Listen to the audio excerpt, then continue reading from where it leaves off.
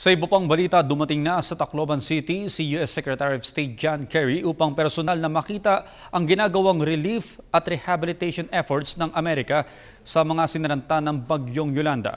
Mula sa Tacloban, ma-report ang aming kasamang si Waywaya Macalma. Aya, good morning. Good morning, Audrey. Mga higit kumulang 30 minuto nang nasa Tacloban City si U.S. State Secretary John Kerry dito sa Tacloban City.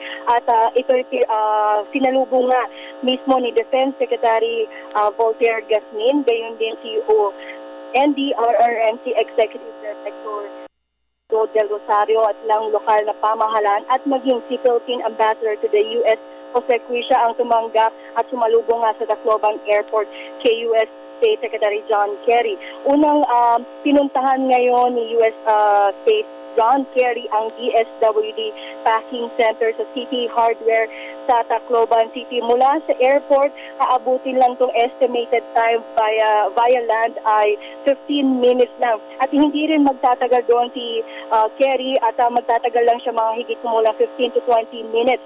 At magtutungo na rin dito malapit sa may airport kung saan itinayo nga ng U.S.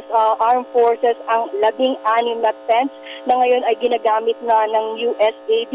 Pagkarating na rito sa tents ay bibigyan siya ng mga situational update ng Office of the Civil Defense patungkol nga sa mga biktima ng yung Yolanda at kamusta na ang task force normalization. At pagkatapos nga noon ay magsasalita siya sa harap ng media at magbibigay siya ng ilang statement. Ngunit hindi na siya magbibigay or magtatanggap ng mga anumang question mula sa media. At pagkatapos nga niya magsalita sa media ay magtutungo na kaagad si Secretary John Kerry sa Metro Manila upang bumalik na sa Estados Unidos. Ito ayon nga kay sa press attaché ng U.S. Embassy na si Kurt Hoyer na binanggit niya kanina. At samantala, ang temporary shelters ngayon ay 82 na ang ongoing na ginagawa ngayon dito sa Tacloban City. Ayon nga ito sa